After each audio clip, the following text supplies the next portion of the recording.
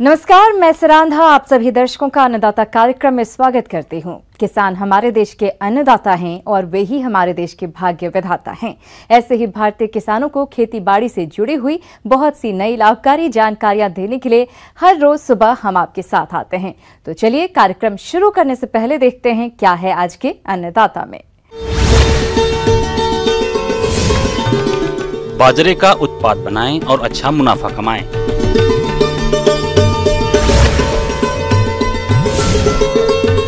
गन्ने के साथ लगी अंतर्वर्तीय फसलों का प्रबंधन। अपने राज्य में बाजरे का उत्पादन बहुत होता है, लेकिन किसानों को इस बाजरे का अच्छा बाजार भाव नहीं मिल पाता है। तो ऐसे में किसान क्या करें? क्या है इस तरह की समस्या का समाधान? जी हाँ किसान भाइयों, यदि आप बाजरे के विभिन्न उत्पाद बनाकर बेचें तो अच्छा मुनाफा कमा सकते हैं। बाजरा जो हमारे खाद्य पदार्थों के अंदर सम्मिलित है और एक मोटे अनाज के रूप में जाना जाता है। आमतौर पर इसका उपयोग सर्दियों में किया जाता है क्योंकि इसके अंदर आयरन, विटामिन्स और फैट की मात्रा बहुत अच्छी पाई जाती है। जो इसके अंदर आयरन है वो 8 मिलीग्राम प्रति 100 ग्राम के हिसाब से पाया जाता है। जो हमारे नित्य की जो आयरन की पूर्ति है वो बाजरा के द्वारा करी जा सकती है, लेकिन हमारे खान पान में बाजरा को बहुत कम सम्मिलित किया जाता है। ग्रामीण परिवेश में महिलाएं ज़्यादातर रोटी या खिचड़ी और कभी कभार लड्डू बनाने में इसका उपयोग कर लेती हैं, क्योंकि बाजरे का जो आटा है बहुत लंबे समय तक संरक्षित करके नहीं रखा जाता है। इसका मुख्य कारण है इसमें पाया जाने वाला फैट या वसा। 3 से 4 दिन के पश्चात जो हम आटा तैयार करते हैं वो आटा कड़वा हो जाता है। कड़वे आटे के इस्तेमाल से दस्त लग जाते हैं, बुखार आ जाता है और स्वास्थ्य संबंधी समस्याओं की परेशानी उठानी पड़ती है। बाजरे का आटा बहुत कम समय में ही खट्टा होने लगता है। यदि कुछ उपायों को आप अपना लें तो इसे खट्टा होने से बचा सकते हैं और बाजरे के आटे को बिना खराब हुए लंबे समय तक सुरक्षित भी रख सकते हैं। अगर हमको 15 से 20 दिन या 1 माह तक बाजरे का आटा संरक्षित करके रखना है तो उसका एक छोटा सा उपाय आपको बताना चाहूँगी कि बाजरे को साफ करके अच्छी तरह से धो के एक कपड़े की पोटली बना लें और उसको 5 से 7 मिनट तक गर्म पानी में ब्लांच करें। ब्लांच करने के बाद आप उसको धूप में सुखा दें। अच्छी तरह से सूखने के बाद आप उसका आटा तैयार करें। इस तरह से ब्लांच करने की विधि से जो आटा तैयार होगा वो 1 महीने तक संरक्षित रहेगा और कोई भी खाद्य पदार्थ हम उसका बनाना चाहेंगे तो खराब नहीं होगा, कड़वा नहीं होगा। खाद्य पदार्थ बनाने के लिए हमें जैसे इस आटे से हम केक है, बिस्किट है, मठरी है, इसकी सेव है, इसकी भुजिया है, इसके अलावा लड्डू हैं और केक वगैरह हम तैयार कर सकते हैं। खमन ढोकला भी बाजरे के आटे से तैयार किया जा सकता है। अगर इन पदार्थों के अंदर हम हरी सब्जियां जैसे मेथी का पत्ता है, चने की पत्ती है, अगर इसको इस्तेमाल करेंगे तो इसकी गुणवत्ता बढ़ जाएगी। बाजरे की रोटी के साथ साथ कई तरह के उत्पाद बनाए जा सकते हैं, जिसे खाने से कई तरह के फायदे तो हैं ही। इसके अलावा बाजरे की बिस्किट, केक, मीठी पूरी, ढोकला, कई तरह के उत्पाद बेचकर भी अच्छी आय कमा सकते हैं। अगर ये खाद्य पदार्थ बाजरा जो बहुत ही उपयोगी है, जिसमें बहुत अच्छे विटामिन्स हैं, मिनरल्स हैं, अगर हम इसको पोषाहार के माध्यम से बच्चों के खान पान में इसको सम्मिलित करेंगे तो बच्चों का जो माल नरिशमेंट की जो समस्या है, कुपोषण की समस्या है, उससे निजात मिलेगी, क्योंकि इसके अंदर आयरन का कंटेंट ज़्यादा अच्छा होता है। ग्रामीण महिलाओं को जैसे गर्भवती महिलाएं होती हैं उनको भी पोषाहार के माध्यम से जो खाद्य पदार्थ उपलब्ध कराया जाता है उसमें अगर बाजरे का खाद्य पदार्थ उपलब्ध कराया जाए तो खून संबंधी समस्याओं का समाधान हो सकता है। एनीमिया की समस्या से हमको निजात मिल सकती है। जैसे बाजरे के बिस्किट हैं, बाजरे के कुरकुरे हैं, बाजरे का केक है और बाजरे का खमन ढोकला है और बाजरे की मठरी है। ये सारे खाद्य पदार्थ ऐसे हैं जो हमारे नित्य खान पान में बदलाव लाते हैं और हमारे खान पान में जो आर्थिक सुरक्षा जिसके माध्यम से हम कम बचत के अंदर, थोड़े पैसे के अंदर बहुत अच्छा हम खाद्य पदार्थ उपलब्ध कर सकते हैं। किसान भाइयों, अभी तक आपने खेती से जुड़ी हुई कुछ उपयोगी जानकारियां देखी। अब लेते हैं एक छोटा सा ब्रेक, जल्द लौटेंगे और कार्यक्रम में आगे भी हैं खेती बाड़ी से जुड़ी हुई महत्वपूर्ण जानकारियां। आप बने रहिए हमारे साथ। ब्रेक के बाद आप सभी दर्शकों का अन्नदाता में स्वागत है। चलिए अब रुक करते हैं अगली कड़ी की ओर। गन्ना एक लंबी अवधि में तैयार होने वाली फसल है, इसलिए किसान गन्ने की खेती के साथ कम अवधि में तैयार होने वाली अन्य फसलों की खेती करते हैं। तो जिन किसान भाइयों ने गन्ने के साथ अन्य सह फसलें लगा रखी हैं, तो वे इनका प्रबंधन कैसे करें, आइए जानते हैं कृषि वैज्ञानिक डॉक्टर अनिल कुमार से। किसान भाइयों, आपको सादर नमस्कार। जैसा कि अभी बहुत ही समसामयिक प्रश्न है, शरदकालीन गन्ने में सहफसली खेती, अंतर्वर्ती खेती आपने किया होगा। उसमें शरदकालीन गन्ना में जैसे दलहन, तिलहन, खाद्यान्न, चारा की फसलें, सब्जी वाली फसलें, मसाले वाली विभिन्न फसलें आपने सहफसली खेती के रूप में गन्ने के साथ लगाया होगा। तो सर्वप्रथम ये है कि जैसे शरदकालीन गन्ने में आप आलू लगाए होंगे, दलहनी में मसूर लगाए होंगे और गेहूं की भी खेती किए होंगे, राजमा लगाए होंगे और कोरिएंडर, धनिया की खेती आपने किया होगा, मेथी भी लगाए होंगे कहीं।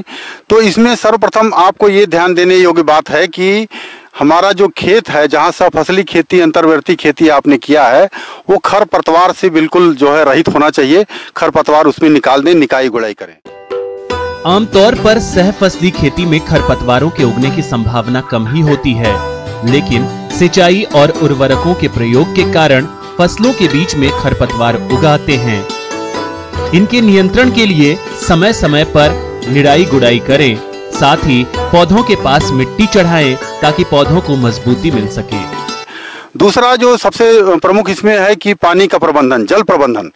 कि जल प्रबंधन ये आप समझ लें कि जब से कहा गया है कि अंतर्वर्ती खेती जब तक सहफसल खेत में है, हम सिंचाई की व्यवस्था, जो पानी की मांग है, उसको सहफसल के हिसाब से करते हैं। वहीं पर अगर आलू की फसल आपने लिया है, लहसुन की फसल लिया है या मेथी लिया है, तो उस फसल के हिसाब से पानी का प्रबंधन आपको करना है। आलू में ज़्यादा पानी की जरूरत पड़ती है, तो आलू में जितना जब भी पानी की जरूरत पड़े आप उसमें लगा सकते हैं। फसल की मांग के अनुसार उर्वरकों का प्रयोग समय पर करना जरूरी रहता है। इसके लिए फसलों की क्रांतिक अवस्थाओं पर संतुलित मात्रा में उर्वरकों का प्रयोग करें। गन्ने की खाद की मात्रा का प्रयोग गन्ने की कतार में और सहफसली फसलों के खाद की मात्रा का प्रयोग सहफसली कतारों में करें। और जो भी पोषक तत्व प्रबंधन जो सहफसल या अंतर्वर्ती खेती, अंतर्वर्ती फसल के लिए है, उसको अलग से आपको पोषक तत्व प्रबंधन करने की जरूरत है। अगर दलहनी तिलहनी फसल है, उसमें नाइट्रोजन की मात्रा जो इनिशियल है आपने दे दिया होगा, फास्फोरस पोटेशियम की भी मात्रा दे दिया होगा, तो इसमें कोई बाद में किसी पोषक तत्व प्रबंधन या यूरिया की छिड़काव की जरूरत नहीं है। आपने राजमा लिया है, आलू लिया है, गेहूँ लिया है या कोई अन्य ऐसी फसल लिया है जिसका कि पोषक तत्व प्रबंधन, नाइट्रोजन का रिक्वायरमेंट ज्यादा होता है, उसमें पहला डोज तो आपने बुआई के समय खेत में ही डाल दिया होगा। दूसरा डोज पहले पानी के बाद में खेत में छिड़काव की संस्तुति की गई है। जड़ के लाइनों में जो है, लाइनों में जड़ के समीप आप जो है यूरिया का छिड़काव करें और इस तरह से जो है उसकी पैदावार बड़ी होगी और उसमें जो है फल भी ज्यादा होगा और उसकी यील्ड भी, प्रोडक्टिविटी भी ज्यादा होगी। इस समय तापमान में गिरावट आ रही है, ऐसे में फसलों पर इसका दुष्प्रभाव पड़ता है। गन्ने की फसल तो पाले के प्रभाव से बच जाती है, लेकिन कई बार सहफसलें जैसे आलू, चना, मटर, सेम, मिर्च आदि पर इसका प्रभाव पड़ता है। इसलिए पाले पड़ने पर फसलों में हल्की सिंचाई करें। खेत के चारों ओर फसल अवशेष का धुआं करें। जो प्रमुख बीमारियां इन फसलों में लगती हैं उसका भी आपको देखभाल इसी समय करने की जरूरत है। कि जैसे आलू में इस समय मौसम आप देख रहे हैं, तो मौसम के हिसाब से उसमें कुछ जो है फफूंदी नाशक आपको छिड़कने की जरूरत है। जैसे डाइथेन M45 2.5 kg प्रति हेक्टेयर 500 से 600 लीटर पानी में घोल बना के डाल सकते हैं। अगर जो है कीट पतंगों का प्रकोप है, सरसों आपने लगाया है, माहू या उसमें माहू का प्रकोप अगर आपको दिखता है, तो उसमें इमिडाक्लोरोपिड 0.5 ml पर लीटर के हिसाब से घोल बना करके छिड़कने की संस्तुति की जाती है। इसी तरह से अन्य फसलों में भी जहाँ पे आप देखें कोई कीट पतंगे लगते हैं, तो इमिडाक्लोरोपिड एक दवा है, सभी फसलों में आप छिड़क सकते हैं। गन्ने की सहफसली फसलों की सतत निगरानी करें और फसलों में कीट व्याधियों का रोकथाम के लिए जरूरी उपाय अपनाएं। रोग ग्रसित पौधों को उखाड़कर नष्ट कर दें। कीट व्याधियों के नियंत्रण के लिए प्रकाश, फेरोमोन और चिपचिपे पीले ट्रैप का प्रयोग करें। गेहूं की फसल अगर आपने लिया है, अंतर्वर्ती खेती के रूप में, तो CRI स्टेज एक होती है, क्राउन रूट इनिशिएशन स्टेज। उसमें पानी की व्यवस्था आप करें। उस स्टेज में पानी नहीं देने पे आपकी गेहूं की फसल को बहुत ज़्यादा नुकसान होता है, उसकी पैदावार कम हो जाती है। प्रदेश के जिन किसान भाइयों ने तोरिया की खेती की है, उनकी फसल अभी बढ़वार की अवस्था पर है और इस फसल से अच्छी उपज लेने के लिए जरूरी है कि फसल में किए जाने वाले जरूरी कार्यों को सही तरीके से किया जाए। तो आइए तोरिया की फसल में किए जाने वाले कार्यों पर देखते हैं आज का यह अंश। देखिए, आमतौर पे जो हमारा ये तोरिया कैच क्रॉप है, जो खरीफ और रबी के मध्य हम लोग लेते हैं, तो मध्य सितंबर तक में उसकी बुआई किसानों ने कर लिया होगा। तोरिया की बुआई के बाद 1 माह यदि खेत में खरपतवार दिखाई दे तो उसे निराई करके निकाल देना चाहिए। पौधे की संख्या अधिक हो तो बुआई के 20 से 25 दिन बाद निराई के साथ पौधों की छटाई कर खरपतवार निकाल दें तथा पौधे से पौधे की दूरी 8 से 10 सेंटीमीटर कर दें, जिससे फसल की बढ़वार अच्छी होगी। अगर ट्विन व्हील हो या जो हमारे वीडर्स हैं, अगर उसका इस्तेमाल करते हैं तो घास न भी होने पे अगर एक निराई खेत की हो जाती है, गुड़ाई हो जाती है, तो उससे जल संचरण और हवा की मात्रा भूमि में बढ़ जाती है, तो पौधे का विकास बेहतर होता है। और बुआई के 25-30 दिनों के बाद हम एक नाइट्रोजन की टॉप ड्रेसिंग करते हैं। 50% जो हमारा खाद अनुशंसित है उसका आधा हम लोग नाइट्रोजन इसमें बचा के रखते हैं, जिसको सिंचाई के समय या 25 से 30 दिन के बाद एक टॉप ड्रेसिंग करते हैं। सल्फर का प्रयोग जो है इसमें लाभप्रद पाया गया है। चूँकि यह पौधा पानी के प्रति काफ़ी संवेदनशील है, अतः फूल निकलने से पूर्व अगर भूमि में नमी नहीं है तो एक सिंचाई की ज़रूरत पड़ती है। और आमतौर पे देखा गया है इसमें कि झुलसा रोग का प्रभाव दिखता है। तो जिन किसानों के खेत में झुलसा रोग का प्रकोप दिख रहा है वो माइक्रोजेब 75% WP जो है वो 2 किलोग्राम प्रति हेक्टेयर इस्तेमाल कर सकते हैं। पेंटेड बग व आरा मक्खी अंकुरण के 7 से 10 दिन में ये कीट अधिक हानि पहुंचाते हैं। इनकी रोकथाम के लिए सुबह या शाम के समय मिथाइल पैराथियोन 2% या मेलाथियान 5% चूर्ण 25 किलोग्राम का प्रति हेक्टेयर की दर से भुरकाव करें। मोइला की रोकथाम हेतु डाइमिथोएट 30 EC 2 मिलीलीटर प्रति लीटर पानी या क्लोरोपाइरिफॉस 2 EC 600 मिलीलीटर 800 से 1000 लीटर पानी में मिलाकर छिड़काव करें। अगर हम कीटों की बात करते हैं तो आरा मक्खी या बलदार सुड़ी का प्रकोप दिखता है कुछ किसानों के खेतों में, तो मेलाथियान 5% DP जो है वो 20 से 25 किलोग्राम का पाउडर का बुरकाव पूरे खेत में करते हैं। अगर माहू का प्रकोप दिखता है या पत्ती सुरंग कीट का प्रकोप दिखता है तो डाइमेथोएट 30% EC का प्रति हेक्टेयर जो है वो हम प्रयोग करते हैं। और मूलतः जो इसमें आती है कि इसके कटाई के समय में जब 75% हमारे दाने जो हैं वो सुनहरे रंग के हो जाते हैं तो हमको इसको कटाई कर लेनी चाहिए, अन्यथा जो है वो गिर के नुकसान होने की संभावना रहती है। और अगर हम इसके प्रबंधन पे अगर हम ध्यान रखते हैं तो 10 से 15 क्विंटल तक प्रति हेक्टेयर हम उत्पादन पा सकते हैं। आगे और भी हैं खेती बाड़ी से जुड़ी हुई बहुत सी रोचक जानकारियां, पर यहां पर रुकेंगे एक और ब्रेक के लिए। जल्द हाजिर होते हैं। ब्रेक के बाद एक बार फिर से आप सभी दर्शकों का अन्नदाता कार्यक्रम में स्वागत है। बढ़ते हैं अगली प्रस्तुति की ओर। अन्नदाता हेल्पलाइन निःशुल्क फोन संपर्क सेवा के माध्यम से आपके द्वारा पूछे गए प्रश्नों में से 1 या 2 महत्वपूर्ण प्रश्न को हम अपने कार्यक्रम में शामिल करते हैं। इसी के तहत आज का चयनित प्रश्न और उसका जवाब इस प्रकार है। निःशुल्क अन्नदाता हेल्पलाइन में आज हमने जिस प्रश्न को शामिल किया है उसे पूछा है गांव रामपुरा, जिला जयपुर के सुरेश कुमार ने। आपने मेथी की उन्नत तकनीक से खेती पर जानकारी चाहिए है, तो इसके लिए देखिए कार्यक्रम का यह अंश। मेथी की खेती के बारे में हम बात करते हैं तो हमें ये जानना जरूरी है कि इसके लिए हमको किन किन बातों का विशेष ध्यान रखने की जरूरत है। किसान भाइयों, मेथी की खेती से अधिक उपज मिले, इसके लिए सबसे जरूरी है कि आप क्षेत्र के अनुसार उन्नत किस्मों का चयन कर बुआई करें। परंतु मेथी की कौन कौन सी उन्नत किस्में हैं, इसकी जानकारी के लिए मिलते हैं। बहुत ही उन्नत किस्में विकसित हो चुकी हैं और अगर किसान भाई इसका इस्तेमाल करते हैं तो उन्हें उत्पादन भी अच्छा मिलता है। इन उन्नत किस्मों के आपको नाम बताता हूँ। लाम सिलेक्शन 1 के नाम से आती है, RMT 1, RMT 143 है और पूसा कसूरी, इस तरह की कुछ किस्में हैं जो कि उन्नतशील किस्में हैं और इसमें आपको उत्पादन अच्छा मिलता है। मेथी की फसल से अधिक पैदावार लेने में खेत की तैयारी और खाद व उर्वरकों का महत्वपूर्ण योगदान है। तो इसके लिए किसान कौन सी खाद व उर्वरक ले और कितनी मात्रा में खेत में डालें, इसकी जानकारी के लिए मिलते हैं। मेथी की खेती के लिए किसान भाई जो है उचित जल निकास वाली जो रेतीली दोमट मिट्टी है उस तरह की भूमि का चयन करें, क्योंकि जहाँ पे भी जल निकास अच्छा होगा वहाँ पे आपके पौधे भी स्वस्थ रहेंगे और उनकी बढ़वार भी अच्छे से हो पाएगी।